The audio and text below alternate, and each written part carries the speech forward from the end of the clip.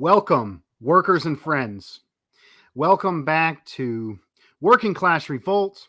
I'm one of your hosts, Dust James. I'm coming to you live from my humble home in rural North Carolina. And as always, I got my great co-host, union organizer from down under, David Fox. How you doing? Very good today. And yourself? All right, all right. So we're very honored to have a returning co-host, returning temporary co-host, Keaten Mansfield, Center for Political Innovation, John Brown Volunteers, and he's coming to us live from Texas. How you doing? Yes, sir. Oh, Dust, David, I couldn't be any better. It's so good to be back here where I got my starting in politics is right here on this show. Right on, right on. So, if folks want to share this out on the Twitter, share this out on the Facebook, share it on Reddit, share it wherever you can put some political videos. Go ahead and share this out. And welcome to the program. Tell your friends, tell your neighbors, tell your family, or tell your kin, tell everybody about this. And and thank you for those who watch this after the fact as well. Um, we got a very good show, so we're continuing our study of the foundations of Leninism. J.V. Stalin, Uncle Joe, the core, the Bible of Marxism, Leninism. This is the foundations of Leninism written by the man himself. Now, usually we have a little bit of intro on the reading material, but since we got Brother Keaten here, and he's down there in Texas. If you want to just give us, and you just got back from Nicaragua too, um, maybe you can just give us a little bit of an update about all the work you're doing with John Brown Volunteers and the Center for Political Innovation.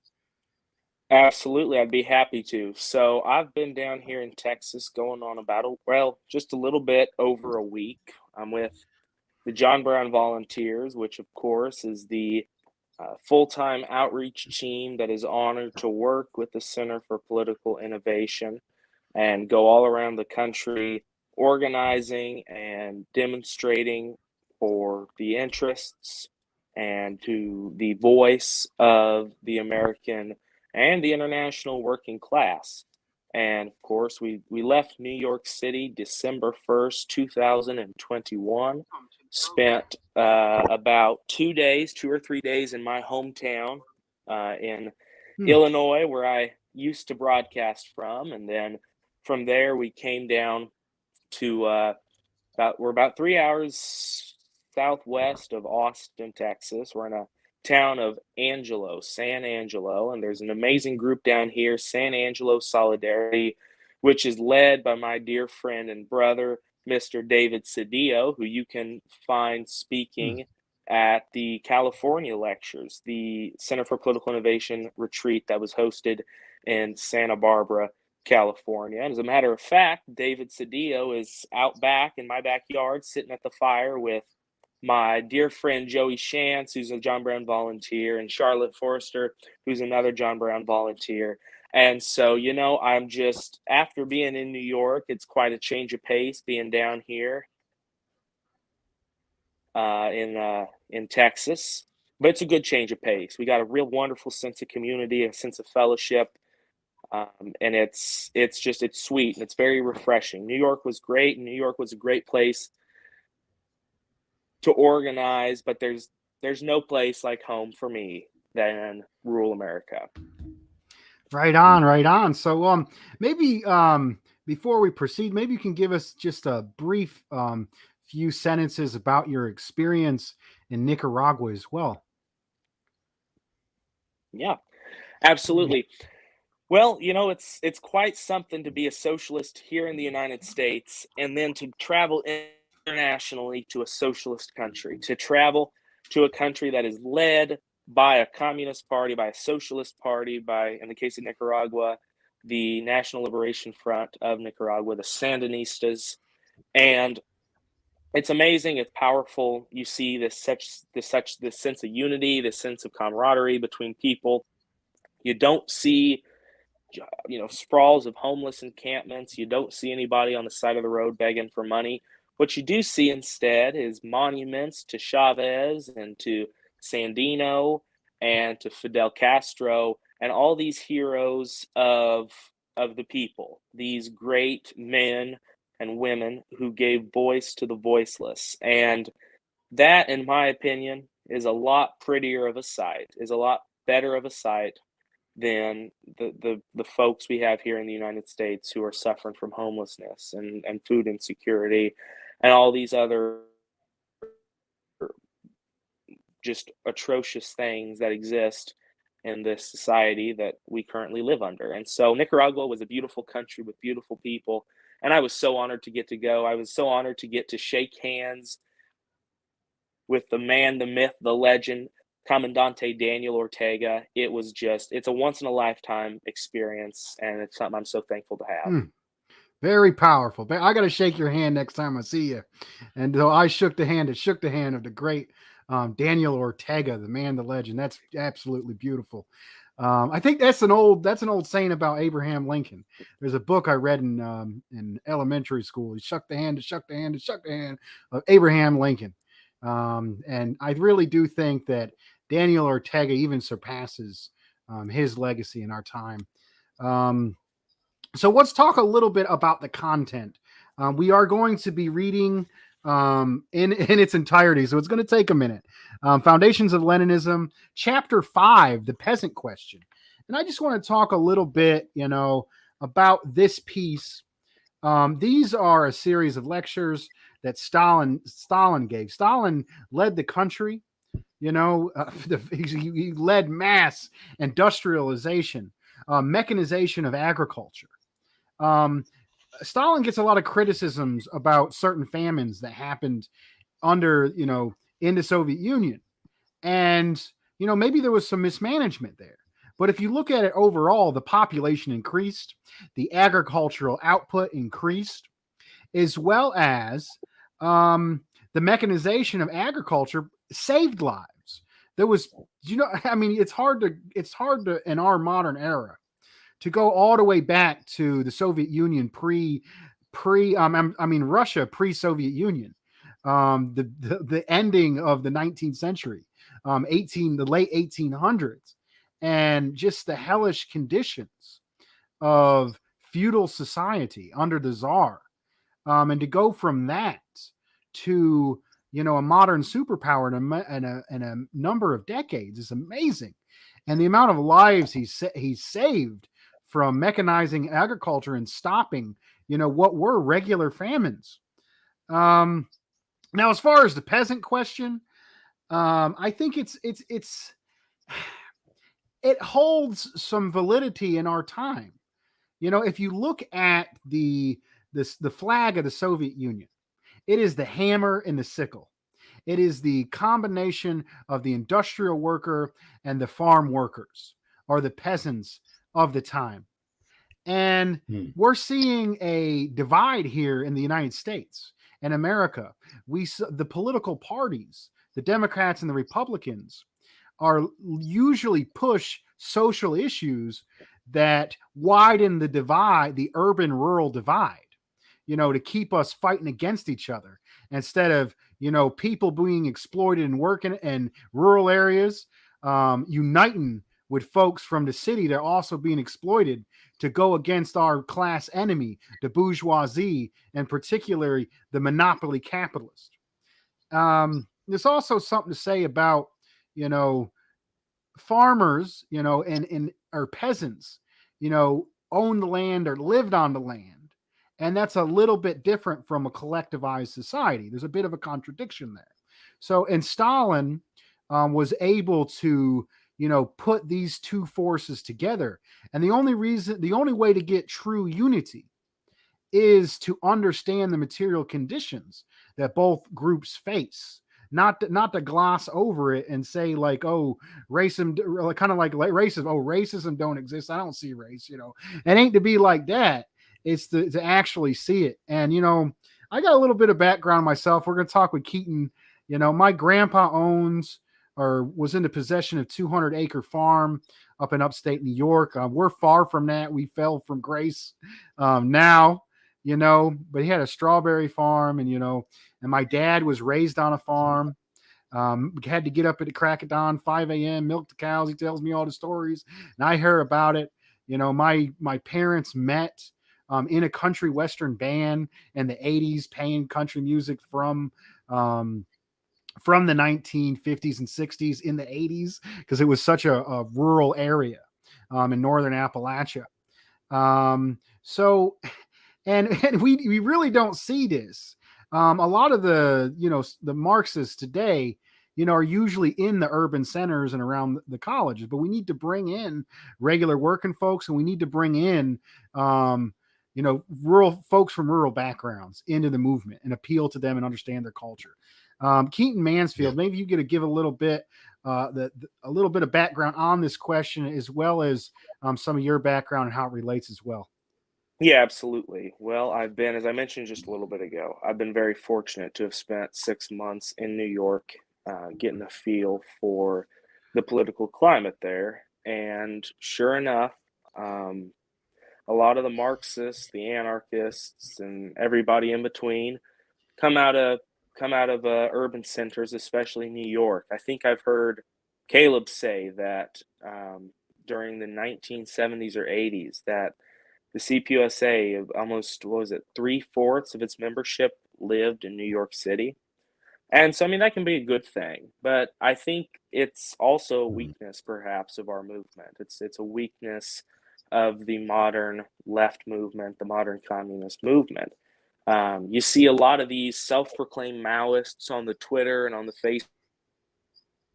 Facebook talking about protracted people's war, but in the same breath, writing off the entirety of the rural population as Christian fascists, Nazi, whatever, whatevers, and it's kind of ironic that you've got these folks who call themselves Maoists, call themselves students of Mao, who then also only care about the urban, liberal, politically correct, whatever you want to call it, people. That's not what Maoism, that's not what Marxism, that's not what Stalinism is about. It's about getting to the real masses of people. And I can say that while rural Americans, farmers, farm hands, whatever it may be, well, certainly they aren't interested, they aren't involved with the new kind of Democrat wokeness. In the same breath, they certainly aren't racist. It's not the 1940s anymore. The Klan is on the decline, and thank God for that. You've got a lot of these folks who, because of the way that those in power, the capitalist class, the political elites have structured the education system, a lot of people in rural areas haven't had access to the same level of education that people in urban and more well-funded areas have. And so that can mean that they see the liberals, they see the Democrats, they see these urban dwellers as people who view them as just uneducated trash, as just stupid white trash, and that causes them to be a little bit hostile. And so I think that myself, and of course my good friend Dust James, who being here in the U.S. and being in rural areas, we have a responsibility to our fellow white rural workers to help them understand that their interests don't line up with what Republicans try to say. We have a job to show them that their interests, in fact, line up with the same interests of Chicano nationalists and the same interests of Black nationalists and the same interests of the socialist movement. And I believe wholeheartedly that if we are able to convince and encourage a sense of unity and a sense of pride and interreliance between the redneck movement, the rural white Americans, the farmers, and the more urban and industrialized city dwelling Black liberation movements, I personally feel that that's going to be an unstoppable political force. That if we can combine the what we call the flyover states with the urban centers that have been, the red line districts, the the desegregated only in law parts of the cities.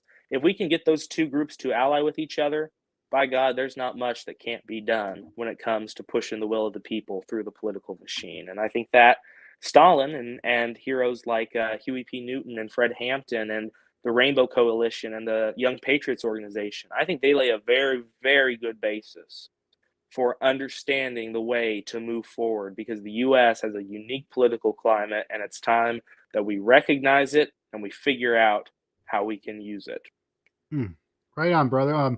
Comrade Fox, any introductory remarks? Well, it's actually there's a lot of things that can be related to regional and rural and remote Australia as well, with the same as the equivalent in the US. I mean, what we've seen over the last 40 years, especially 40 years of neoliberal policies, a massive drain of capital and population towards the capital cities. Where, so for instance, infrastructure for, I'll just use the Australian term, the bush. Um, you know, etc., is totally been downgraded at such a time. I mean, even still, phone reception out here is one of these, and that it's still a lot of places you're out and about, and Keaten can relate to that. But also too the threats to farmers from everywhere, and also its communities. We've got the big supermarket chains such as Coles, Myer, and Woolworths Group are trying to put pressure on farmers to keep their prices for their produce that really low, and then basically they dominate what the price are going to be of fruit and vegetables and other produce you buy in the supermarkets. Also, too, the big pressure of finance as well, putting a lot of farmers in debt because they have to borrow heavily or whatever to maintain their farms at times. And there's been a lot of people lose their properties, etc., for because they weren't able to pay that back. The big banks take it over. There's a few other threats as well. What we're seeing now, agribusiness moves in, and they can actually really completely take over and dominate the industry. So push the smaller farmers and rural folk out. The other one we're also taking into account is also happening with this is climate change. Now, Australia is traditionally a lot of dry climate and such. So our rainfall, in fact, over the last, I forget they said over the last 50 years has declined by 40%, which is a concern. So we have some very severe droughts here in Australia when it happens, and when it does happen, it becomes a dust bowl like we saw last about 2 years ago. And that can really drive a lot of people in desperation. So it plays on them, and also not just the financial constraints on rural people, regional people, but also mental health as well. There was a high, suicide rates are higher in the regional areas than they are in the capital cities, and also very other social costs as well. And it just forces a lot of people into a desperate situation. And it's an interesting because the relations between workers and farmers, it's been a love-hate relationship for over 100 years. I mean, because a lot of Australia prior to, say, the World War II was pretty much an agrarian and mining type economy. A lot more people lived in the regional areas and the rural areas, so they were either employed in mining, in the railways, like the service sector, either that type of industrial area, and communications, but also too, for some example, like wool, shearers, and and other rural workers, farmer labourers, and that. And obviously, as technology changed, of course, the things changed as well. But there was that love-hate relationship because there was any disputes, mainly more so with the big landed type what we call term the squattocracy, the landed gentry. They had the big, massive sheep stations and cattle stations, not so much with the small one, but they really determined the outcome of wages and conditions for a lot of rural workers, where in the capital cities it was more so the industrial. And actually, I could relate to that little comment earlier with the communist movement. Like what we're seeing now is mostly everyone lives in the major capital cities or just on the coast, like in major towns like Newcastle, Wollongong, Geelong, etc. But you don't see that many jump over into the ranges into regional remote areas where years ago it used to be the other way around. And funny enough, too, right up to the end of World War One, especially in New South Wales, like all the regional West New South Wales, that was one of the biggest branches of the IWW for quite a long time. So they had played a huge influence, and that in regional Queensland especially, and to a certain degree here in Victoria. So it's always what I'm trying to say is all these contradictions that happen as well, and moving things on. But well, certainly, I think after, and I jokingly said this, Dust, as well, it was a true story. But I've talked to farmers at times, and they're obviously up against the same same forces as what us common workers are, and sometimes because they've lost everything from their cooperatives, their like their dairy cooperatives, their food cooperatives, but right through to something like their wheat boards and all that regulated the prices and everything and gave some power back to them. Obviously, that's all now, but over to the free market to basically dictate to them what the price would be instead. So that's certainly that's something we're trying to relate to. But just on that, I did say on a much more amusing side when I think it was our last state election here in Victoria, and I was at a polling booth and I was talking to 2 or 3 farmers there about their concerns and everything else. And there was a lot actually we could relate to. But I did say they weren't particularly too pleased when I said this. Though I said, "You guys are like the modern day peasants, where we're the industrial proletariat." And, so they weren't too happy about that as well. Oops, I thought about okay. Uh, trying to make friends there. That certainly started off on the wrong foot there. But anyway, hopefully they get a bit of humor later on. But at that moment, that was good. Don't call a rural worker a peasant, even though that fits scientifically. So we're gonna get into this. We're gonna take it back to 1920, and we're gonna read from Stalin directly. I'll start off. We'll read a paragraph at a time. This is about 15 pages or so. Usually goes well. I'll read a paragraph, then we'll go over to David, and then we'll go to Mansfield. Everybody got a text? All right, here we go. J.V. Stalin, The Foundations of Leninism, Chapter 5, The Peasant Question. From this theme, I take 4 questions. A, the presentation of the question. B, the peasantry during the bourgeois democratic revolution. C, the peasantry during the proletarian revolution. D, the peasantry after the consolidation of Soviet power. Comrade Fox? 1. The presentation of the question. Some think that the fundamental thing in Leninism is the peasant question, that the point of departure of Leninism is the problem of the peasantry, of its role and relative importance. This is absolutely wrong. The fundamental problem of Leninism, its point of departure, is not the peasant problem. Sorry, this is old text too, so just be aware about that, and I'll just keep remembering to use the word question, not problem. But the question of the dictatorship of the proletariat, of the conditions under which it can be achieved, of the conditions under which it can be consolidated. The peasant question, as the question of the ally of the proletariat in its struggle for power, is a derivative question. Keaten. This circumstance, however, does not in the least deprive the peasant question of the serious and vital importance it unquestionably has for the proletarian revolution. It is known that the serious study of the peasant question in the ranks of Russian Marxists began precisely on the eve of the First Revolution in 1905, when the question of overthrowing Tsarism and realizing the hegemony of the proletariat confronted the party in all its magnitude, and when the question of the ally of the proletariat in the impending bourgeois revolution became of vital importance. It is also known that the peasant question in Russia assumed a still more urgent character during the proletarian revolution, when the question of the dictatorship of the proletariat, of achieving and maintaining it, led to the question of allies for the proletariat in the impending proletarian revolution, and this was natural. Those who are marching towards and preparing to assume power cannot but be interested in the question of who are their real allies. In this sense, the peasant question is part of the general question of the dictatorship of the proletariat, and as such, it is one of the most vital problems of Leninism.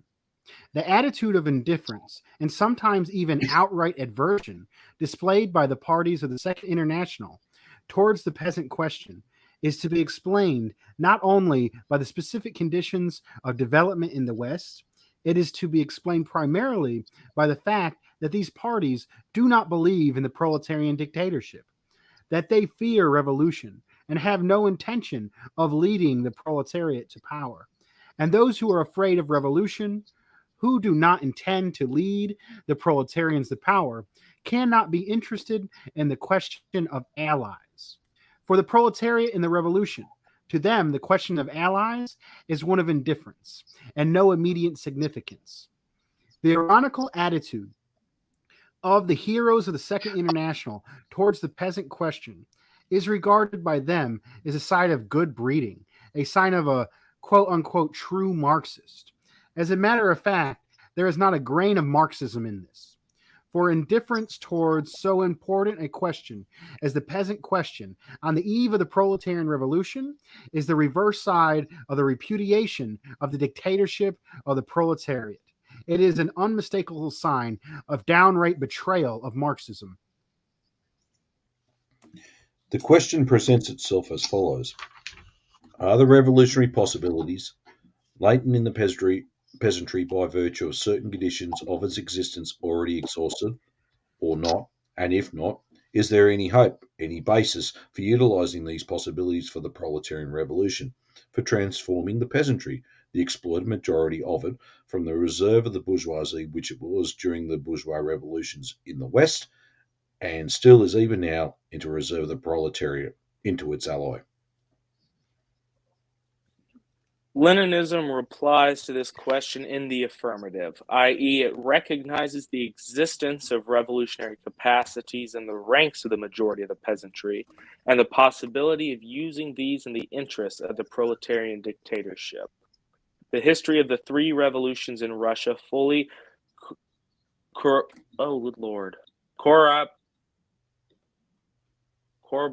the conclusion of Leninism on this score. Corroborates the conclusion of Leninism on this score.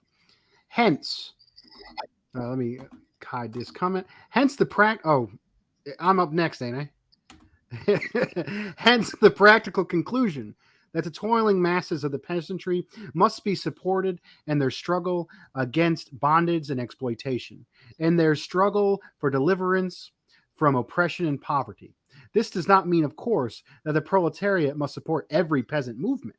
What we have in mind here is support for a movement or struggle of the peasantry which, directly or indirectly, facilitates the emancipation movement of the proletariat, which in one way or another brings grist to the mill of the proletarian revolution, and which helps to transform the peasantry into a reserve and ally of the working class. Comrade Fox? Yep. 2. The peasantry during the bourgeois democratic revolution. This period extends from the first Russian Revolution in 1905 to the second revolution in February 1917 inclusive. The characteristic feature of this period is the emancipation of the peasantry from the influence of the liberal bourgeoisie, the defection of the peasantry from the cadets, the constitutional democrats, the turn of the peasantry towards the proletariat, towards the Bolshevik Party. The history of this period is the history of the struggle between the cadets, the liberal bourgeoisie, and the Bolsheviks, the proletariat, for the peasantry. The outcome of this struggle was decided by the Duma period. For the period of the four Dumas served as an object lesson to the peasantry. And this lesson brought home to the peasantry the fact that they would receive neither land nor liberty at the hands of the cadets, that the Tsar was entirely in favour of the landlords, and that cadets were supporting the Tsar.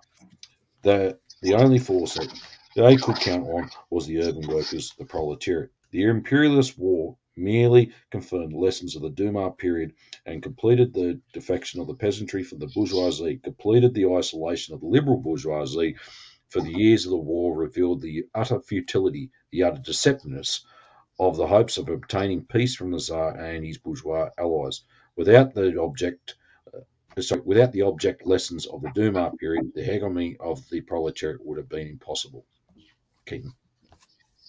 That is how the alliance between the workers and the peasants in the bourgeois democratic revolution took shape. That is how the hegemony of the proletariat and the common struggle for the overthrow of Tsarism took shape, the hegemony which led to the February Revolution of 1917. The bourgeois revolutions in the West, Britain, France, Germany, Austria, took, as is well known, a different road. Their hegemony in the revolution belonged not to the proletariat, which by reason of its weakness did not and could not represent an independent political force, but to the liberal bourgeoisie. There, the peasants obtained its emancipation from feudal regimes, not at the hands of the proletariat, which was numerically weak and unorganized, but at the hands of the bourgeoisie. There, the peasantry marched against the old order side by side with the liberal bourgeoisie. There, the peasantry acted as the reserve of the bourgeoisie. There, the revolution, in consequence of this, led to an enormous increase in the political weight of the bourgeoisie. In Russia, on the contrary, the bourgeois revolutions produced quite opposite results. The revolution in Russia led not to the strengthening, but the weakening of the bourgeoisie as a political force, not to an increase in its political reserves, but to the loss of its main reserve, to the loss of the peasantry. I'll repeat that again, to the loss of the peasantry. The bourgeois revolution in Russia brought to the forefront not the liberal bourgeoisie, but the revolutionary proletariat, rallying around the latter the millions of the peasantry. Incidentally, this explains why the bourgeois revolution in Russia passed into a proletarian revolution in a comparatively short space of time. The hegemony of the proletariat was the embryo of, and the transitional stage to, the dictatorship of the proletariat. How is this particular phenomenon of the Russian Revolution, which has no precedent in the history of bourgeois revolutions of the West, to be explained? Whence this particularity? It is to be explained by the fact that the bourgeois revolution unfolded in Russia under more advanced conditions of class struggle than in the West, that the Russian proletariat had at the time already become an independent political force, whereas the liberal bourgeoisie, frightened by the revolutionary spirit of the proletariat, lost all semblance of revolutionary spirit, especially after the lessons of 1905, and turned towards an alliance with the Tsar and the landlords against revolution, against the workers and peasants. We should bear in mind the following circumstances, which determine the peculiar character of the Russian bourgeois revolution. A. The unprecedented concentration of Russian industry on the eve of the revolution. It is known, for instance, that in Russia 54% of all the workers were employed in enterprises employing over 500 workers each, whereas in a so highly developed a country as the United States of America, no more than 33% of all the workers were employed in such enterprises. It need hardly be proved that this circumstance alone, in view of the existence of such a revolutionary party as the party of the Bolsheviks, transformed the working class of Russia into an immense force in the political life of the country. B. The hideous forms of exploitation in the factories, coupled with the intolerable police regime of the Tsarist henchmen, a circumstance which transformed every important strike of the workers into an imposing political action, and steeled the working class as a force that was revolutionary to the end. C. The political flabbiness of the Russian bourgeoisie, which after the revolution of 1905 turned into civility to the Tsarism and downright counter-revolution, a fact to be explained not only by the revolutionary spirit of the Russian proletariat, which flung the Russian bourgeoisie into the embrace of Tsarism, but also by the direct dependence of this bourgeoisie upon government contracts. D. The existence in the rural districts of the most hideous and most unbearable survivals of serfdom, coupled with the domineering of the landlords, a circumstance which threw the peasantry into the arms of the revolution. Do you want me to continue? I can continue there. E. Tsarism, which stifled everything from that was alive, and whose tyranny aggravated the oppression of the capitalist and the landlord, a circumstance which united the struggle of the workers and of the peasants into a single torrent of revolution. And F. The imperialist war, which fused all these contradictions in the political life of Russia into a profound revolutionary crisis, and which lent the revolution tremendous striking force. Keaten. To whom could the peasantry turn under these circumstances? From whom could it seek support against the unlimited power of the landlords, against the tyranny of the Tsar, against the devastating war which was ruining it from the liberal bourgeoisie, but it was an enemy, as the long years of experience of all four Dumas had proved. From the socialist revolutionaries were better than the cadets, of course, but their program was suitable, almost a peasant program. But what could the socialist revolutionaries offer, considering that they thought of relying only on the peasants and were weak in the towns, from which the enemy primarily drew its forces? Where was the new force which would stop at nothing, either in town or country, which would boldly march in front of the ranks to fight the Tsar and the landlords, which would help the peasantry to extricate itself from bondage, from land hunger, from oppression, from war? Was there such a force in Russia at all? Yes, there was. It was the Russian proletariat, which had shown its strength, its ability to fight to the end, and its boldness and revolutionary spirit as far back as 1905. At any rate, there was no other such force, nor could any other be found anywhere. That is why the peasantry, when it turned its back on the cadets and attached itself to the socialist revolutionaries, at the same time came to realize the necessity of submitting to the leadership of such a courageous leader of the revolution as the Russian proletariat.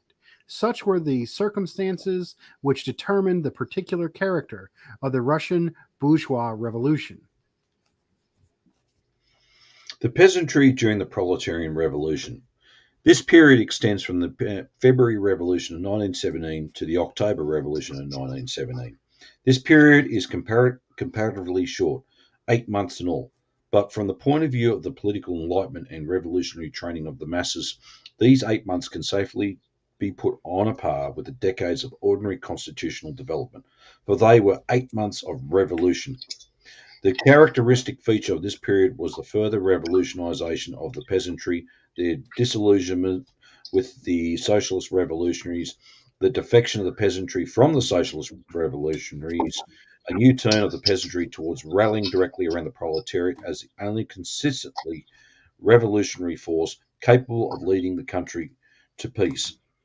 The history of this period is the history of the struggle between the socialist revolutionaries, that's the petty bourgeois democracy, and the Bolsheviks, proletarian democracy.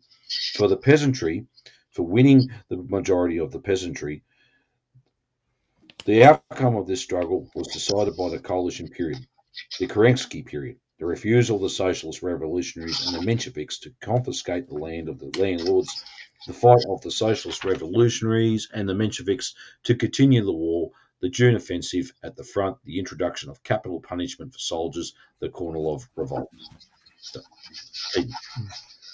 Whereas before, in this preceding period, the basic question had been the overthrow of the Tsar and of the power of the landlords. Now, in the period following the February Revolution, when there was no longer any Tsar, when the interminable war had exhausted the economy of the country and utterly ruined the peasantry, the question of liquidating the war became the main problem of the revolution. The center of gravity had manifestly shifted from purely internal questions to the main question, the war. In the war. Let's get out of the war. Such was the great outcry of the war-weary nation and primarily of the peasantry. But in order to get out of the war, it was necessary to overthrow the provisional government. It was necessary to overthrow the power of the bourgeoisie. It was necessary to overthrow the power of the socialist revolutionary Mensheviks, for they and they alone were dragging out the war to a quote unquote victorious finish. Practically, there was no way of getting out of the war except by overthrowing the bourgeoisie. David, this was a new revolution? Sorry, I just had to mute there. This was a new revolution, a period revolution, for it ousted from power the extreme left wing of the imperialist bourgeoisie, the Socialist Revolutionary Party, and the Mensheviks, in order to set up a new proletarian power, the power of the Soviets, in order to put in power the party of the revolutionary proletariat, the Bolshevik Party, the party of the revolutionary struggle against the imperialist war and for a democratic peace. The majority of the peasantry supported the struggle of the workers for peace and for the power of the Soviets. There was no other way out for the peasantry, nor could there be any other way out. Thus, the Kerensky period was a great object lesson for the toiling masses of the peasantry, for it showed clearly that with the socialist revolutionaries and the Mensheviks in power, the country could not extract itself from the war, and the peasants would never get either land or liberty. That the Mensheviks and the socialist revolutionaries differed from the cadets only in their honeyed phrases and false premises, while they actually pursued the same imperialist cadet policy. That the only power that could lead the country onto the proper road was the power of the Soviets. The further prolongation of the war merely confirmed the truth of this lesson, spurred on the revolution, and drove millions of peasants and soldiers to rally directly around the proletarian revolution. The isolation of the socialist revolutionaries and the Mensheviks became an irreconcilable fact. Without the object lessons of the coalition period, the dictatorship of the proletariat would have been impossible. Such were the circumstances which facilitated the process of the bourgeois revolution passing into the proletarian revolution. That is how the dictatorship of the proletariat took shape in Russia. 4.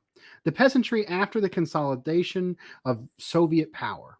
Whereas before, in the first period of revolution, the main objective was the overthrow of Tsarism, and later, after February Revolution, the primary objective was to get out of the imperialist war by overthrowing the bourgeoisie.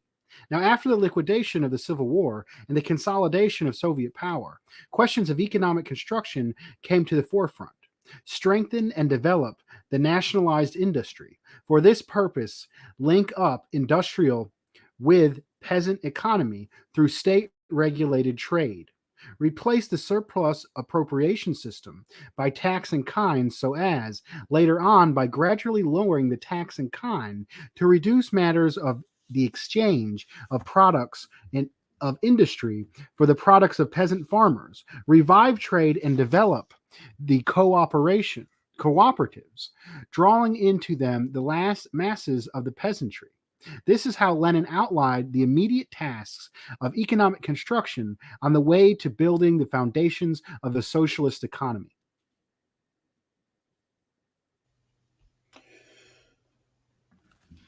It is said that this task may prove beyond the strength of a peasant country like Russia. Some skeptics even say that it is simply utopian, impossible, for the peasantry is a peasantry. It consists of small producers and therefore cannot be of use in organising the foundations of socialist production. But the skeptics are mistaken, for they fail to take into account certain circumstances which, in the present case, are of decisive significance. Let us examine the most important of these. Okay. Firstly, the peasantry in the Soviet Union must not be confused with the peasantry in the West. A peasantry that has been schooled in 3 revolutions, that fought against the Tsar and the power of the bourgeoisie side by side with the proletariat and under the leadership of the proletariat. A peasantry that has received land and peace at the hands of the proletarian revolution, and by reason of this has become the reserve of the proletarian. Such a peasantry cannot but be different from a peasantry which, during the bourgeois revolution, fought under the leaderships of the liberal bourgeoisie, which received land at the hands of that bourgeoisie, and in view of this became the reserve of the bourgeoisie. It scarcely need proof that the Soviet peasantry, which has learnt to appreciate its political friendship and political collaboration with the proletariat, and which owes its freedom to this friendship and collaboration, cannot but represent exceptionally favorable material for economic collaboration with the proletariat. Engels said that, quote, the conquest of political power by the Socialist Party has become a matter of not too distant future, unquote. That, quote, in order to conquer political power, this party must first go from the towns to the country, must become a power in the countryside, unquote. See Engels' The Peasant Question, 1922. He wrote this in the 90s of the last century, having in mind the Western peasantry.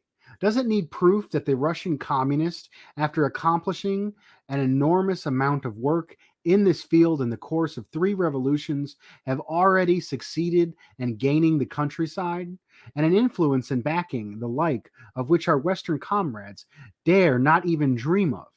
How can it be denied that this circumstance must decidedly facilitate the organization of economic collaboration between the working class and the peasantry of Russia? The skeptics maintain that the small peasants are a factor that is incompatible with socialist construction. But listen to what Engels says about the small peasants of the West. And indeed, we stand decisively on the side of the small peasant. We will do everything possible to make his lot more bearable, to facilitate his transition to the cooperative. If he decides to take this step, if he cannot yet bring himself to this decision, we will give him plenty of time to ponder over it on his holding. We shall do this not only because we consider it possible for the small peasant, who does his own work, to come over to our side, but also in the direct interest of the party. The greater the number of the peasants whom we can save from the actual downfall into the proletariat and win for ourselves, while they are still peasants, the more rapidly and easily will the social transformation take place. It cannot be to our advantage to wait for this transformation until capitalist production has developed everywhere up to its final consequences, until the last petty artisan and the last small peasant has fallen a victim to capitalist large-scale production. The material sacrifices which will have to be made out of public funds in this direction in the interests of the peasants can only appear as money thrown away from the point of view of capitalist economy. But they are nevertheless an excellent investment, for they will save perhaps 10 times the amount in the cost of social reorganisation in general. In this sense, therefore, we can afford to deal very liberally with the peasants. Keaten. That is what Engels said, having in mind the Western peasantry. But is it not clear that what Engels said can nowhere be realized so easily and so completely as in the land of the dictatorship of the proletariat? Is it not clear that only in Soviet Russia is it possible at once and to the fullest extent for the quote, the small peasant who does his own work to come over to our side, and for the material sacrifices necessary for this to be made, and for the necessary liberality towards peasants be displayed? Is it not clear that these and similar measures for the benefit of the peasantry are already being carried out in Russia? How can it be denied that this circumstance, in its turn, must facilitate and advance the work of economic construction in the land of the Soviets? Secondly, agriculture in Russia must not be confused with agriculture in the West. Their agriculture is developed along the ordinary lines of capitalism, under conditions of profound differentiation among the peasantry, which large landed estates and private capitalist lafondia at one extreme, and pauperism, destitution, and wage slavery at the other. Owing to this, the disintegration and decay are quite natural there. Not so in Russia. Here, agriculture cannot develop along such a path, if for no other reason that the experience of Soviet power and the nationalization of the principal instruments and means of production preclude such a development.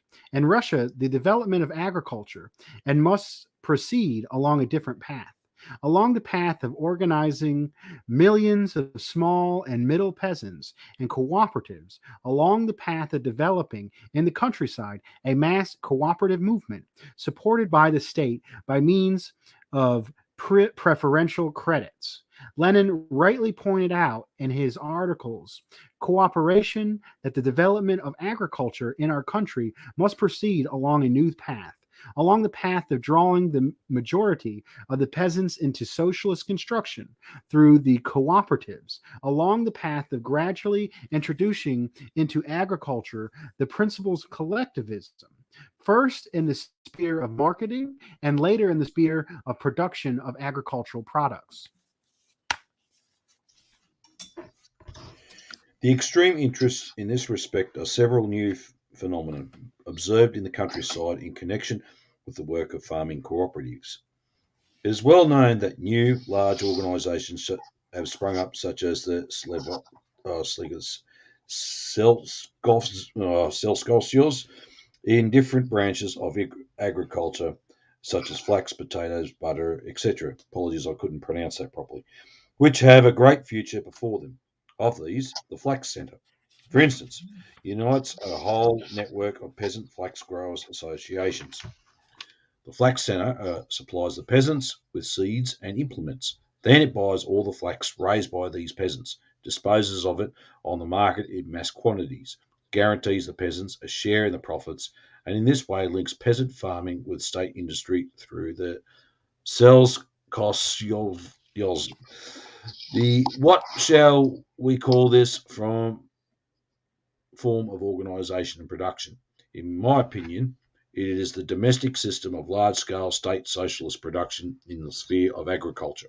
But speaking in the domestic system of state socialist production, I draw an analogy of the domestic system under capitalism, let us say in the textile industry, where the handicraftsmen receive their raw material and tools from the capitalist and turn over to him the entire product of their labour, thus being in fact semi-wage earners working in their own homes.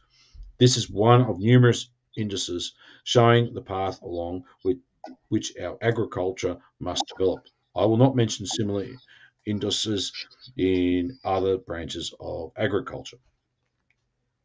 Keaten, sorry. It scarcely needs proof that the vast majority of the peasantry will eagerly take this new path of development, rejecting the path of private capitalist and wage slavery, the path of destitution and ruin. Here is what Lenin says about the path of development of our agriculture. Brother Dust. Quote, state power over all large-scale means of production, state power in the hands of the proletariat, the alliance of this proletariat with the many millions of small and very small peasants, the assured leadership of the peasantry by the proletariat, etc. Is not this all that is necessary for building a complete socialist society? From the cooperatives alone, which we formerly looked upon a huckstering, and which from a certain aspect we have the right to look down upon as such now, under the NEP. Is this not all that is necessary for building complete socialist society? This is not yet the building of socialist society, but it is all that is necessary and sufficient for this building. Unquote. Comrade Fox? Yep. Further on, it's speaking of the necessity of giving financial and other assistance to the cooperatives as the new principal organising the population and a new social system under the dictatorship of the proletariat. Lenin continues, quote, Keaten. Every social system arises only with the financial assistance of a definitive class. There is no need to mention the hundreds and hundreds of millions of rubles that the birth of free capitalism cost. Now we must realize and apply in our practical work the fact that the social system, which we must now give more than a usual assistance, is a cooperative system. But it must be assisted in the real sense of the word. It will not be enough to interpret assistance to mean assistance for any kind of cooperative trade. By assistance, we must mean assistance for cooperative trade in which really large masses of the population really take part. Why do all these facts prove that the skeptics are wrong? That Leninism is right in regarding the masses of laboring peasants as the reserve of the proletariat. That the proletariat in power can and must use this reserve in order to link industry with agriculture, to advance socialist construction, and to provide for the dictatorship of the proletariat that necessary foundation without which the transition to socialist economy is impossible. That concludes the reading of the chapter. I'd like to do a round of initial impressions. And I brought this picture up during the third part or the later part of the reading. This is a propaganda poster, a positive poster from the peasant cooperatives in the Ukraine. And you can see, the people marching together. Maybe they just finished a hard day of work and they're going home, or maybe they're plowing and seeding, but they're acting in unison. You can see I believe the woman there has a smile on her face, and she's looking upward, and they're looking forward. And I just look at the tone. I just hearing the tone of this just puts me in a different place than I see every day. Um, it's the hope of a better future, the improvements of the conditions around me. I mean, I've lived through, two different recessions in my adult life. I've seen my dad receive more in pay and be able to afford more than I could. I've seen, I ended up getting a trade, and my family lived in deep poverty. And a lot of the folks who used to pick on me, for not having a name brands and such when I went to school, are now living in worse conditions than I had, who had it better than when their parents had it better than them. And it's absolutely disturbing. I see the bridges falling apart. I see our schools. I went to the local Christmas parade here in my small town of Broadway, North Carolina, where I was raised up, went to elementary school, and the marching band has shrunk from a several hundred member organization to a small 20 member organization. Because people aren't interested in music, or people can't afford instruments, or people are going to the technical school sooner, or looking into trades rather than looking to elective. They're cutting the music programs. It's absolutely depressing what I see in this. And when I look and I hear these readings, I'm sure Comrade Keaten saw similar things in Nicaragua, of people's lives improving, and instead of becoming isolated, people coming together and working together, and through that working together, through connecting with others, finding happiness and purpose in their lives. And I think socialism really is a way to not only improve our material conditions, but improve our entire outlook, and improve our happiness as well. Let's see, Comrade Mansfield, what's your initial reaction to the piece? Brother Dust, what you said there about your marching band in your hometown going from hundreds of people to 20 people. My freshman year of high school in the little town in southern Illinois that I love so very dearly, when I joined that marching band, there were about, I don't know, maybe 12 of us, 10 at least. There was 2 trumpets, one trombone, which was me, a couple clarinets, and a drum line. And now, as I've been out of high school for going on about a year, there are 4 members left in that marching band.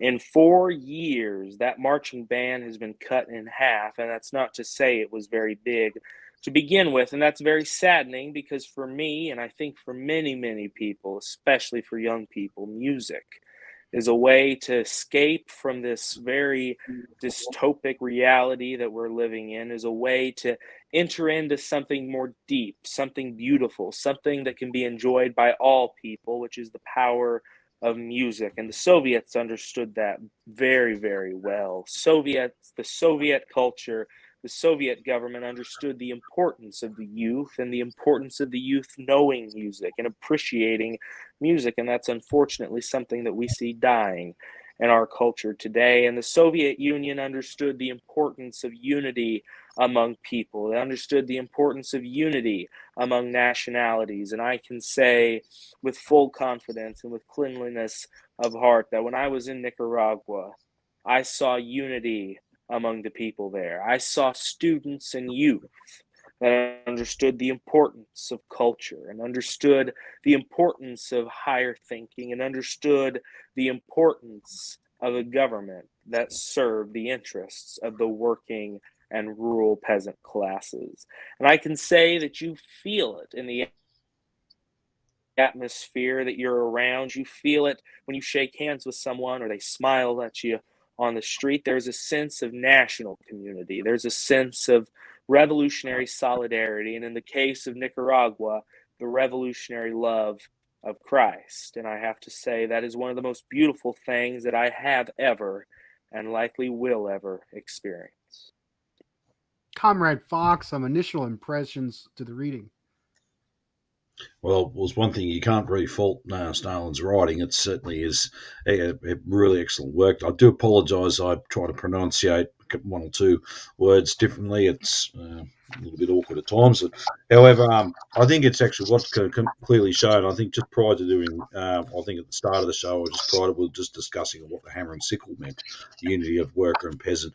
Also, I've heard it's actually a symbol of unity of town and country, and the symbol of the planned economy. And that, I think it's something widely important. That is actually this is a call to unity amongst everyone that's fighting the same forces up the main common foe here, which is big finance capital, irrespective for us in our respective countries. And obviously at that time it was towards the Tsar, but I think it was also too with then with the imperialists as well. So it's vitally important to have the peasants on side because they were just equally suffering, if not sometimes in much more dire circumstances than to their proletarian counterparts in the cities and that. So I mean, it certainly is excellent reading on and it gives us an example. This can work at the proletariat. Hang on, I have to sneeze actually. Sorry. I think it's quite important. Yeah, I was just about to sneeze there. Hey, everyone could witness me trying to sneeze with my eyes open. Try that for a challenge. What else? I was just lost my concentration here. Yes, that's what I wanted to say is unlike where some who want to be, I'll say, Trotsky tried to pull it, but even those of the ultra left and that want to say, no, it's the proletarian or the worker itself. No, but it just going to show that the workers we do need our allies at times, and they could be some of the most interesting bedfellows we have at times, and they could be the small producer, the small business. And I've heard people, that can be also a direct opposite enemy as well. But look, at times that we've got there, that they will put a position forward, but I think we've got to keep that consistent proletarian line and said, no, we're all up against one common foe here. And I like using the term, we broaden the base and narrow the target. Well, this is and I think in our time now, we can't afford not to. And then we've got to reach out to these people, even though they might have very different views and opinions from diametrically opposed to ours. But we've got to make that start, make that first step. Right on, brother. I really like what you just said there. I'm going to bring that. Oh, there you go. You brought it on screen before I brought it on. I typed it in there, and this broaden the base, narrow the target. That is what you need to do if you want to win. And I think if we're going to set this discussion right, I'm going to read this long paragraph from page 52 of this edition. I think this really sets, the tone and is very applicable to our struggles today. The attitude of indifference and sometimes even the outright aversion displayed by the parties of the Second International towards the peasant question is to be explained not only by the specific conditions of development in the West, it is to be explained primarily by the fact that these parties do not believe in the proletarian dictatorship. They fear revolution and have no intention of leading the proletariat to power. And those who are afraid of revolution, who do not intend to lead the proletariat to power, cannot be interested in the question of allies. For the proletariat and the revolution, to them, the questions of allies is one of indifference, of no immediate significance. The ironical attitudes of the heroes of the Second International towards the peasant question is regarded by them as a sign of the good breeding, a sign of true Marxism. As a matter of fact, there is not a grain of Marxism in this, and for indifference towards so important a question as the peasants on the eve of the proletarian revolution, and the reverse is the reverse side of the repudiation of the dictatorship of the proletariat, it is an unmistakable sign of the downright betrayal of Marxism. Now, that right there basically just summed up a lot of what we just read very quickly. Now, let's apply this to the third worldists who do not believe that workers in the United States have any revolutionary potential whatsoever. Well, if you don't actually want a revolution to win, and you want to sit in your bedroom and play video games and complain about the world and talk about shit as everything falls down around us, like somebody not to be named that I debated recently, you know, that's a ways about it. You know, go ahead. I won't finish, but go ahead, YouTube comrade. personality who cannot be named. Yeah, it's YouTube personality cannot be named. Yeah. So let's get further into this. You talk about the damn Trotskyites. Trotsky had an aversion to the peasants. Yes. As well. Trotsky didn't think the Chinese had a chance. When it was mostly, that was a peasant-led revolution. And now you got these urbanite, city Marxists who are writing off all the folks in the rural areas whose education is falling apart, whose bridges is falling apart, has seen their wages going down, and they're going to write them off because they don't want to win. They don't want to win. We need to win. We're serious about the revolution. We're not just playing on the internet. We're trying to find the ideas. We're trying to innovate politics. We're trying to get as big a coalition as possible. So what does that mean in the modern era today? Earlier in this book, it talked about how the development in Europe and the development in Russia was different because in Russia, they had a larger percentage of factories that were over 500 people. Well, what do we got now? They just built an Amazon warehouse, which is several football fields that employs thousands of people day round. And I have delivered construction materials to these database warehouses all over the country. And these databases have more information in them that's ever been recorded in human history tenfold in these data centers. So, and with this further, this monopolization that I believe not even Lenin could predict the level of monopolization going on now. It's almost like we're seeing a return to almost like a neo-feudalism. In this regard, we're seeing similar. We're seeing this worsening conditions is we're devolving into this weird neo-feudal low-wage police state. And if you're telling me you're going to write off all the workers in the West, you're going to write off rural folks, and you're going to sit in your room and not care about shit. We have a time period where the conditions for solidarity are more applicable than ever before. And what is the winning coalition today? We need oppressed people. We need people living in the barrios. We need people living in the inner cities. And we need the rural folks. And we need the workers. And we need the small level capitalists and the mid-level capitalists as allies. The proletariat and the working class is the main force. But we also have, the lumpen. We also have small and middle capitalists to make a large anti-monopolist coalition against the monopoly capitalists. And we're able to innovate our theory, apply theory correctly to our current conditions, stop trying to fight the wars of last generation's general. I believe we can win, but it's going to take hard work, dedication, understanding, and trying new things. Comrade Mansfield, any response?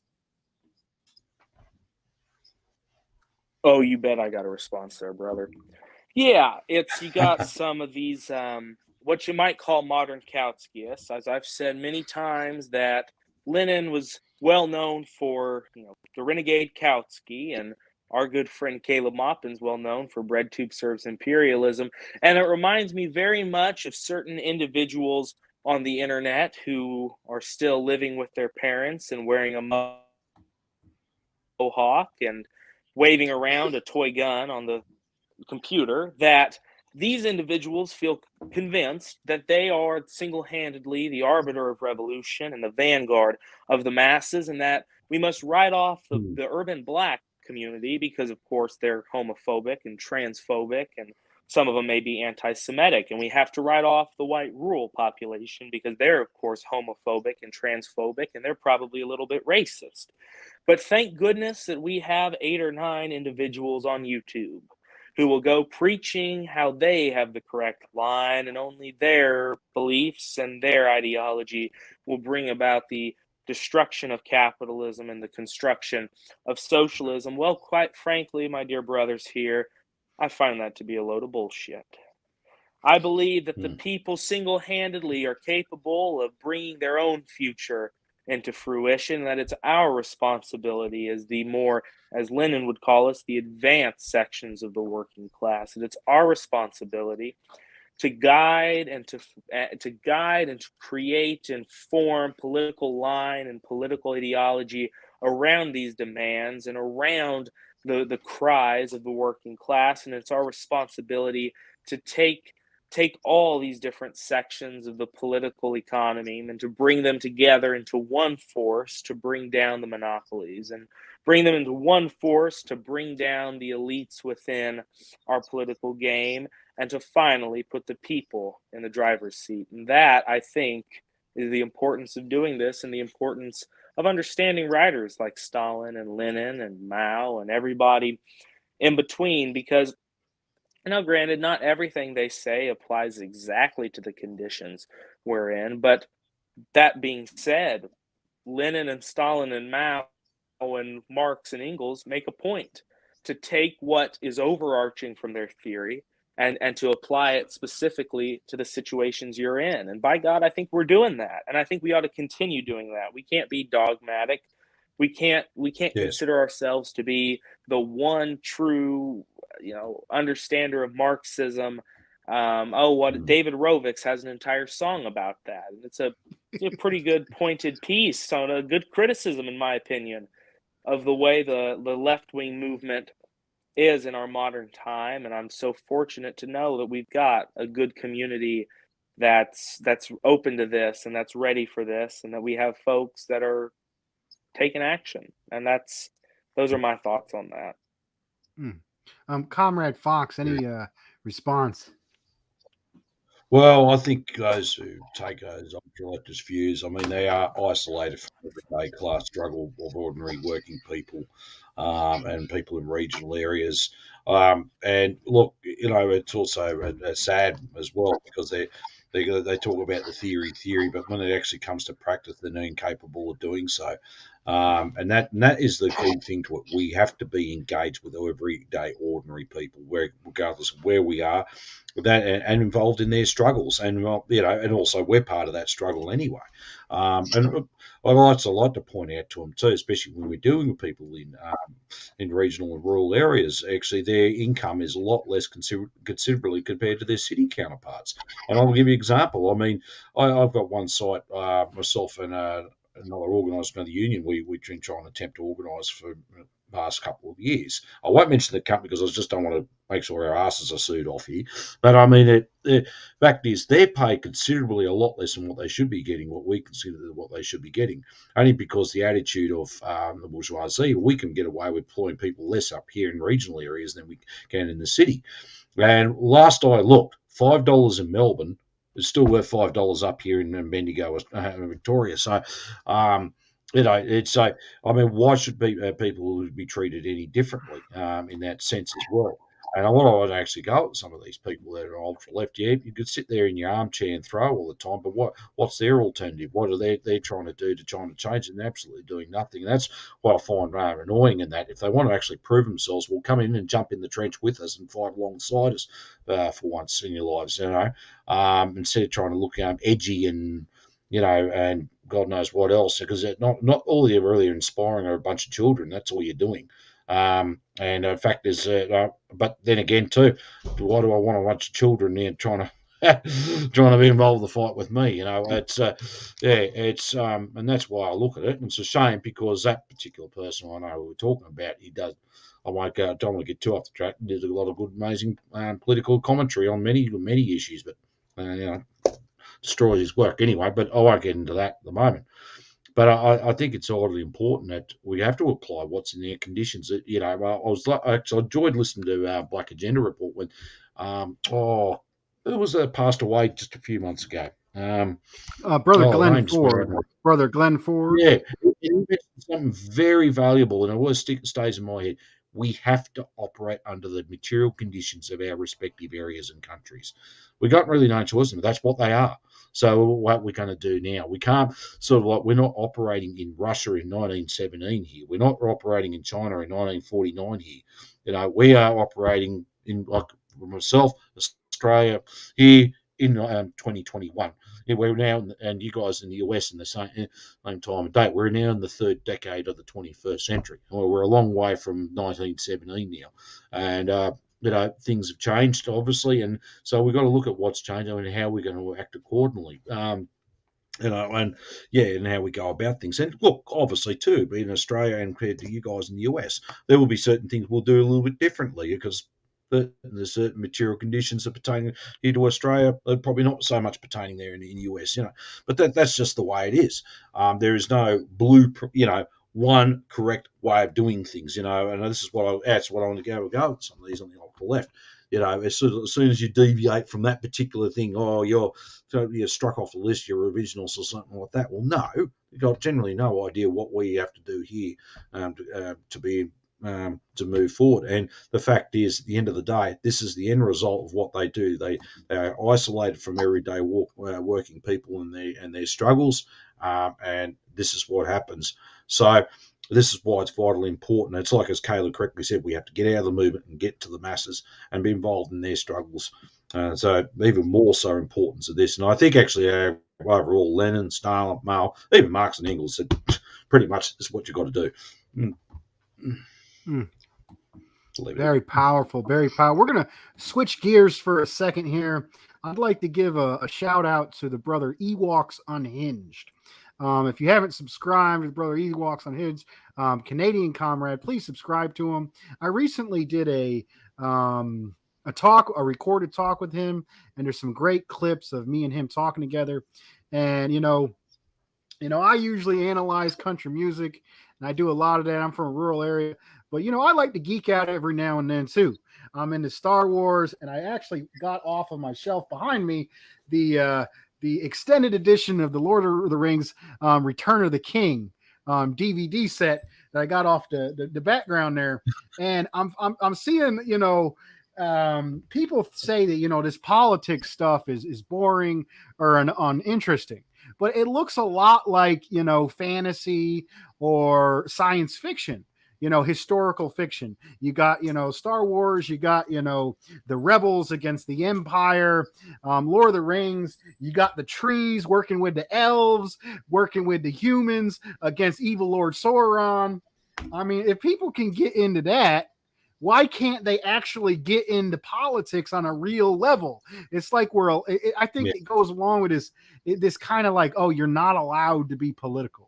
Being political is uncool, or being political is boring, but you can sit there and geek out about shit that don't exist all day long as a form of escapism. I think it's but I actually reading this stuff right here, it's just as exciting as watching, Lord of the Rings or something like that. When you see the masses, it's beautiful. The masses of the peasantry uniting with the working class, and uniting with the bourgeoisie first, overthrowing the czar. And then the bourgeoisie wants to continue the war, but the people are tired of the war. So the proletariat unites with the peasantry. And in a time of crisis, I get into it, but the the bourgeoisie government couldn't defend itself, so the Soviets and the peasants defended themselves and became the new power and became the new government in the proletarian revolution. And and that is interesting, beautiful stuff. So I'd like to see if people can get there. And I play Magic too. Magic the Gathering, you have like this spell does that and this spell does that. People get in there with them sports statistics too. They say, oh, in 1993, this Yankee dude had a batting average of this, and I'd like to see, maybe I like how Ewoks Unhinged appeals to some of that popular culture and stuff. And there's a whole lot of history and memes and outreach ideas we could do. Keaten, are you still with us? Any response? Your microphone went away. Can you hear me? Yes, go ahead. Go Yep. ahead. Perfect. Oh yeah, no, Ewoks is great. I had the very lucky opportunity to be on his show after the Jesus is a Socialist book was released, and I'm honored to be able to consider him a friend and a comrade. And I do agree. I mean, there's a lot of pop culture. While I'm not very familiar with it, has a lot of. It's important for outreach. I mean, that's kind of what we're realizing. I mean, if closest thing to pop culture I know is Hank Senior, and that's about what 70 years too late. So I suppose I ain't got. Yeah. short of radicalizing your grand folks, I'm not much good when it comes to that. And but in seriousness, History informs the present. I was about to run out and get my record collection, but that's in the other room. But go ahead. Go ahead. but it is, what you're saying is very true. That in any sort of genuine pop culture, which usually or at least should come from a very popular, very populistic appeal, whether it be country music or some of the rap or even movies. I mean, what George Lucas said, that a lot of the inspiration for the original trilogy came from the Vietnam War, that it came from the rebels were representing the Viet Cong and the Empire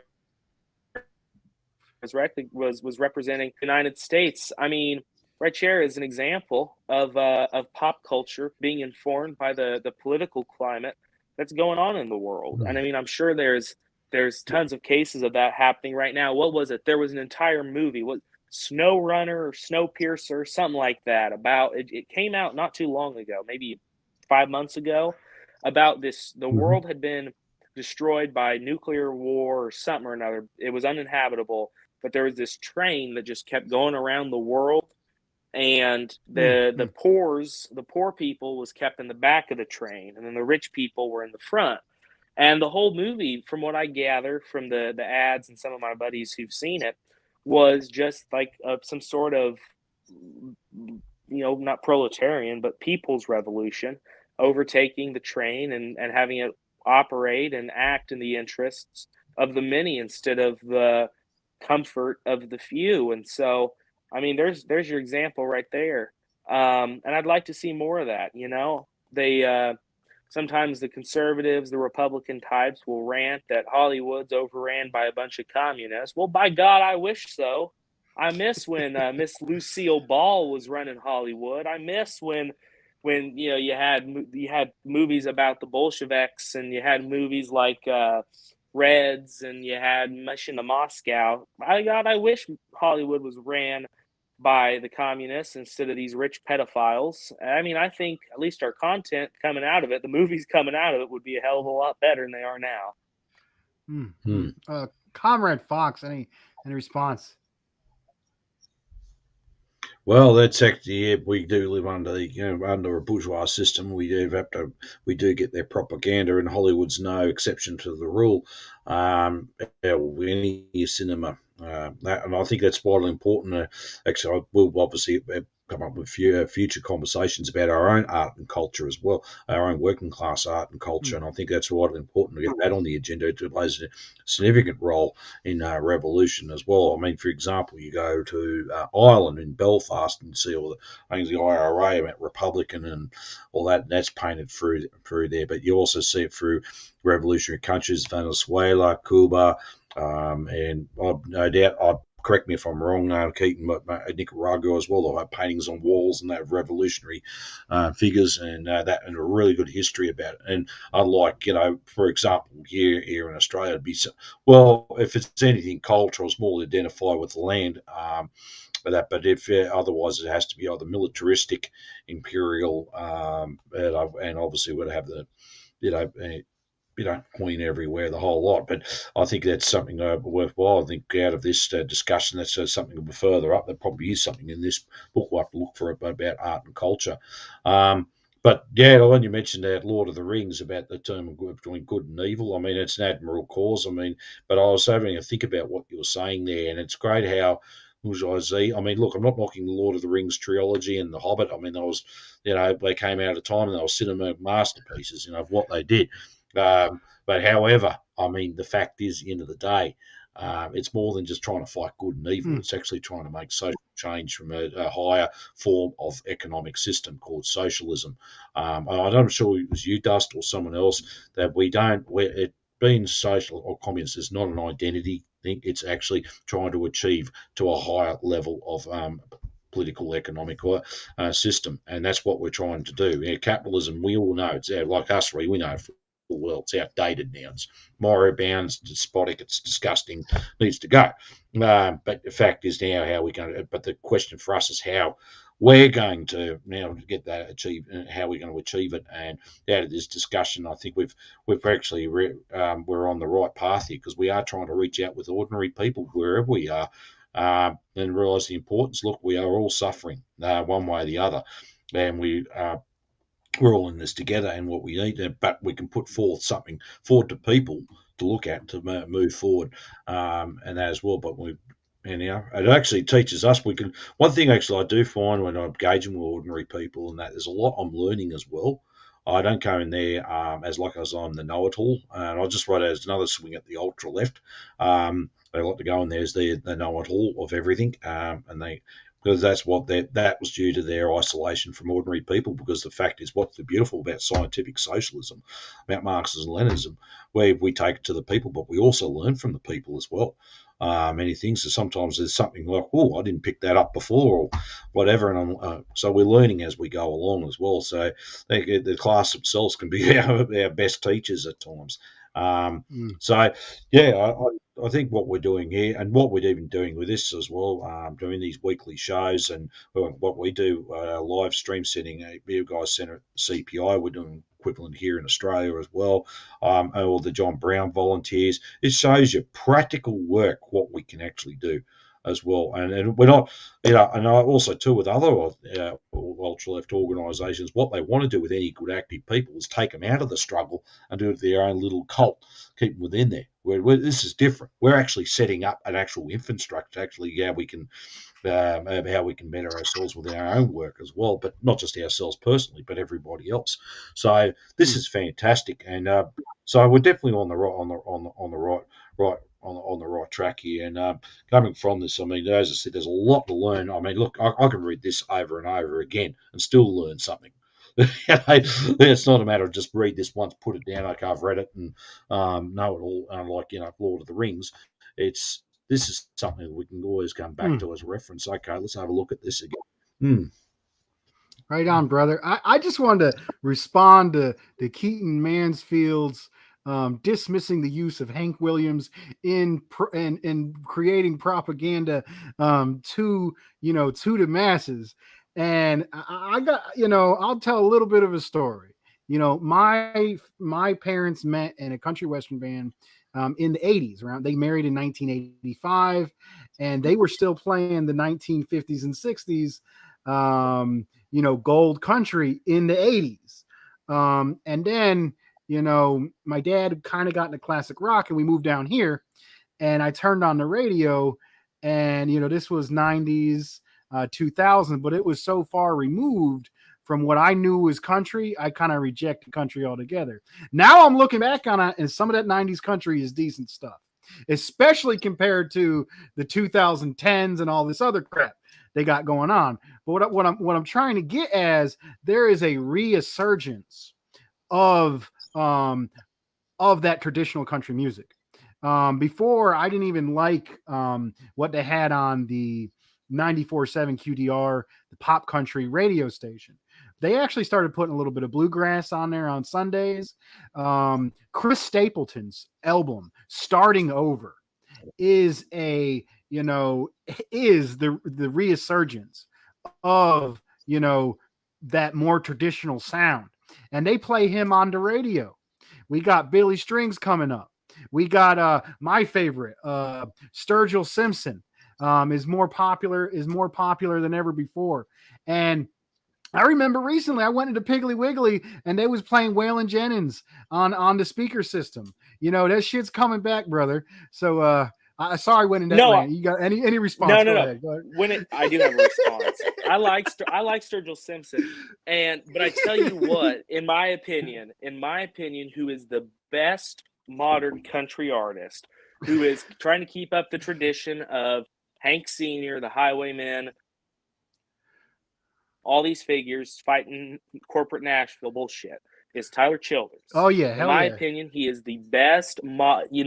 All his songs. He's got his song, Coal, Bottles and Bibles, Detroit. I mean, all of these songs, and Sturgill's same way. But I got a little bit more of affinity towards Mr. Oh goodness gracious! I just said his name. Now it looks Tyler like I'm Childers, just brother. saying Tyler Tyler Childers. Go ahead. Childers. My goodness, I'm getting Yeah. tired, Dust. Is because it comes out of the root of country music. And when he got up, what was it, to receive his country music award last year? I think he received it for Long Violent History. He basically said "F you" to Nashville right up there on stage in front of God, everybody, and their grandmother. And you know what? We need more of that. We need just like Hank Sr. did, just like the Highwaymen did.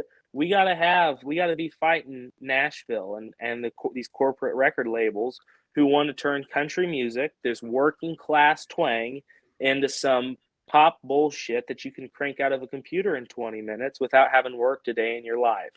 I could rant on country music for about an hour and a half, but I'm not going to make all our good viewers sit through that.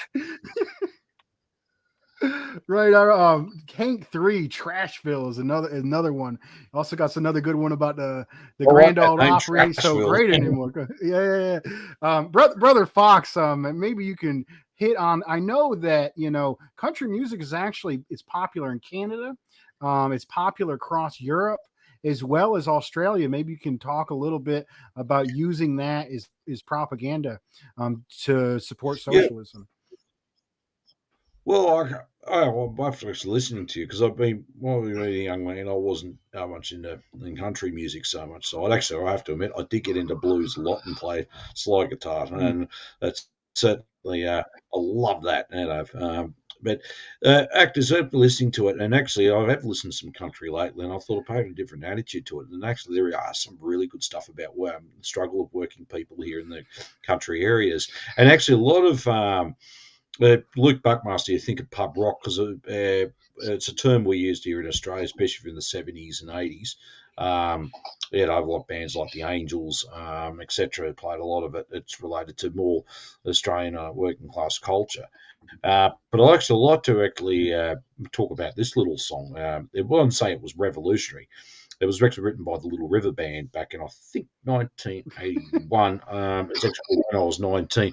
When I was 19, and that was a discussion one of the band members had with a Vietnam War veteran. And he wanted to do something of a completely different angle. Instead of the traditional anti-war song and rah rah, he actually went through the personal experience of someone who fought in Vietnam, because Australia was involved as well, along with the US. And I was only 19, and we had listened. It's a mixture of like a country folk and some rock together, and it actually was a real driving one. It was a really emotional type song as well. People could relate to, and the idea of it is anti-war, it was anti-imperialist, but I thought that was a real clever way of going about it, because some people, unfortunately, there are those who are more pro-militaristic and pro-imperialist and want to try and twist that into this so-called, mystical fighting soldier, militarism of Australia. Yeah, sorry, Luke, it was Red Gum. I do apologise. Yeah, the man Red Gum, not Little River Band. I'll stand corrected there. And so, well, no idea of that, and I thought that was actually a way of actually putting music to people's emotions as well, like workers' personals. These people, working class, their own personal experiences of what they were and the aftermath as well. So it sort of drove the message home a bit to the family, and I thought that's a clever way of going about it, because it became personal after that as well. I think, yeah, and for example, although this was more rock and roll, like Midnight Oil's Blue Sky Mine, about workers who've died of asbestosis, common, especially in regional areas. And there's always someone we've known that's been affected by it, and certainly, it's still one of the biggest industrial disasters of the 20th century, and still continuing on. People still dying of asbestos-related diseases. But it's something that drove home personally, because we would have known someone that has it, or been through workers' own personal experiences, the pain that went through the family and all that. So it's a great way of actually putting through it. It's not like where we generally hear the commercial stuff. And I think Well, Keaten hit right on the head about something here as well. It's actually about fighting the capitalists to stop commercialising the music and get it back into the hands of the people again as well. So music's not about making it for profit.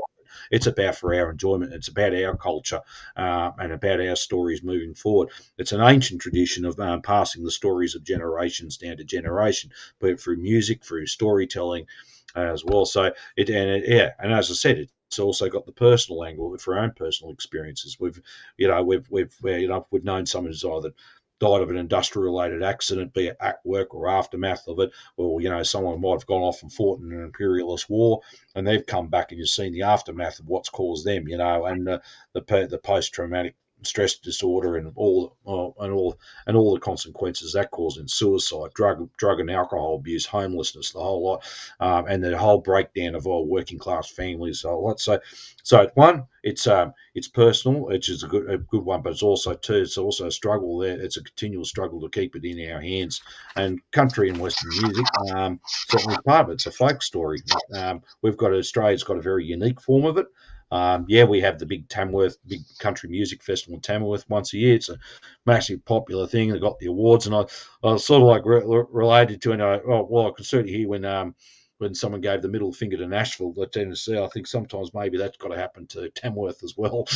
It's not about that. We want to get back into the hands of the people. So it's a way, I guess the question comes: is there a class struggle in our culture and art? Certainly is. Mm-hmm. Very powerful. So we've been going on an hour and a half. Is usually when we about wrap it up. Let's see. Is there anything either of you guys would like to raise before we go into final conclusions? Good question. Not that I can think of. No. The only thing I was going to say is, if we go, I can wait until final conclusions if Brother David's got something better to say. Nah, I think. Look, overall, I think we've covered a lot today in that as well, and it just comes to show you that the importance of popular unity, about reaching out to ordinary people, regardless of what their persuasions at times, and the importance of why we need to actually work under our own current material conditions. Right on. Maybe I'll go into final conclusions. So if I could sum up what we read and kind of apply it to today and kind of give everybody the takeaway. What we just read, I can read the beginning. From this theme, I take 4 questions. The presentation of the question. So he's talking about, who are the peasants and so on, how, what are the conditions they face in that time period. The peasants during the democratic bourgeois revolution, the peasantry during the proletarian revolution, and the peasantry after the consolidation of Soviet power. So, this is a beautiful story. The peasantry, the alliance of the peasantry, the proletariat, and the bourgeoisie to kick out the czar. And then, the alliance of the peasantry and the proletariat, with the proletariat the lead, to kick out the bourgeoisie. And then after they accomplished that, they didn't. I think it's interesting to note that Marx he says that we need to put all industry in the hands of the state, but he says by degree, depending on those conditions. And maybe they had issues, maybe they didn't, but they talked about a plan with these 5-year plans to be able to, actually manipulate and design the markets, kind of like what China has been doing, to benefit the whole and build socialism in that country. So that's what we got to. That's what we talked about in the reading. So how are we going to apply this to today? And I think David's earlier summation, which is broaden the base and narrow the target. We have to instead of trying to look at, what exactly did Stalin do? What exactly did Mao do? The Cultural Revolution was the best time period in history, even though it was extremely destructive, but it looked cool because they had guns and the youth were beating up the parents. No, that it ain't about that. We gotta look at this from a materialist level, and we gotta look at the movements that have happened since then. We got to study what happened in Latin America with with what's going on in Nicaragua, how they were reelected, Hugo Chavez, how it was a broad coalition and a broad anti-neoliberal coalition that was actually voted into power, and then they had to defend themselves once in the power. We look at the advanced model of Chinese socialism, about how they use the international commerce and investment to expand the productive forces, to build up their country, and they use those resources to invest in their neighbors, to offer one-win trade and fight against imperialism led by U.S. imperialism. So let's bring this to the United States, where all this is going, all this fighting is going on, all these people rising up all around the world against the exact same enemy we face, the exact same monopolies, the same oil companies, the same banking industries, and now this development of this technocracy. It's really the same. I got a credit card from, I'm a working person. I got to use damn credit cards, the financial system. And I got and one of the easiest one to get, I ain't endorsing it, is from Amazon. And you know who offers that credit card? Chase Manhattan Bank. Now, Chase Manhattan Bank goes back to the Rockefellers. So the main financer of what's being bought on Amazon, it goes all the way back to these old few families. It's crazy. So how are we going to do this? We see all these folks rising up all over the world. We're fighting the same monopolies here that are denying us wages, kicking us out of our jobs, allowing our roads to crumble. What are we going to do about it? And I think we should look to Latin America, the way they made these mass coalitions against the monopolies. And we can do that right here and now.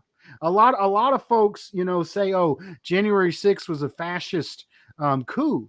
I mean, it was a fucking riot, and they want to write them off. And there was racism, a lot of that shit. And I actually think we do need to fight against racism in our local communities. That is our job. But we also got to look at this from a material standpoint. What I saw on January 6th was the mid-level of capital, and a lot of reactionary forces, but some of the forces there were the mid-level of capitalists being proletarianized and being pushed further down. And if we can make that as an alliance, we should make that as an alliance. It's the exact opposite of this cancel culture bullshit that's going on. And like I said earlier, we need to broaden the base, narrow the target, unite the hood to the holler, unite with the local businessmen and form the anti-monopoly coalition and take power, build workers' power, and fight and build socialism. All right, I went into it hard there. Comrade, I'm going to let you get the last word, Mansfield. Comrade Fox, and any concluding remarks? Well, you're spot on there, Dustin. I mean, look, I was in Melbourne yesterday. We had a rally against the AUKUS deal, nuclear submarines. Obviously, that was big news this year as well. I mean, the Melbourne rally was probably about 50 people there. There's other scattering people watching. But one thing myself and a few comrades noticed, that how everyone is divided. That we had an incident where one guy thought it was funny, he had headphones on, dancing in front of one of the main speakers and carrying on, and then abusing people a whole lot. I mean, he got moved on, but he threw soft drink at someone. And that was real clever. And then next thing, you had little kids on skateboards because unfortunately we disrupted their skateboarding activities, and they was trying to skate past, caused major disruption, and that been really rude and as well. And actually making threats, which didn't help. And we actually noticed like other people watching, observing, and it was like the atmosphere is toxic and tense. And this is, you can cut through it. I mean, it doesn't so much, you don't know so much here regionally. We seem to, one thing about advantage of us, all of us, you guys and us guys here regionally, is we just get on with it. I think that's an advantage than something like a big city or something. But I mean, But what I saw there's this division amongst everyone. I think this year, the last couple of years, it's been done deliberately. It's put people against people that not necessarily. Sure, we've had these anti-vax rallies or anti-mandate, and whatever you want to call them now. And sure, there's a lot of far right elements, but there are also a lot of people getting pushed down into our ranks as well. People have lost businesses and that through this. People have suffered significantly. It comes to show that it's important us as a class. We've got to reach out to some of these people and put them back on the track we need to go. Otherwise, they will go down the path of fascism, and they will see that as the alternative instead of us. So yeah, I think when I look in this cancel culture, I think that's got to look, that's got to stop. This is still woke politics. It's toxic.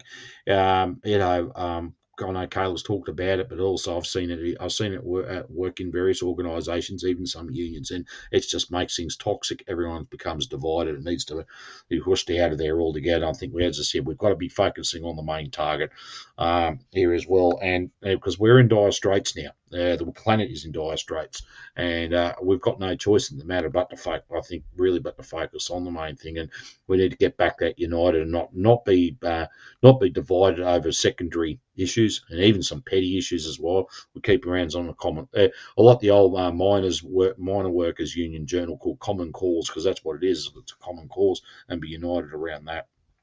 Let's see, Comrade Mansfield, if you could take us out with some concluding remarks. Absolutely, brothers. There's a lot of distractions. There's a reason for them. There's a lot of things that are being promoted to try to get us to turn guns on each other and to kind of lose that sense of solidarity. And I think it's a rather dangerous thing. But it reminds me, though, the fact that despite these things, despite the shortcomings, despite all the failures of the new left, of the synthetic left, of the Maoists and the Trotskyists and the anarchists, that nonetheless the people do persist, and nonetheless the contradictions of capitalism are still going to be there. And there will always be, no matter how small or seemingly weak, there will always be the force of revolutionaries, the force of socialists, the force of true patriots that want to do what is in the interests of the masses of people. And so, there's despite all of the issues and the slanders we at CPI have taken from a certain communist organization, there's an individual, Steven Estrada, who is running for office in Long Beach, California, and he is one of the most solid communists that is currently on the ballot in the United States, and I have a lot of respect for him, despite the conflicts that I have had with the party he is with. I believe that he is representing the progressive, the revolutionary, the city building tendency within the modern movement. And so I want to close this out in my closing remarks with a very, very good passage from the late Chairman Mao.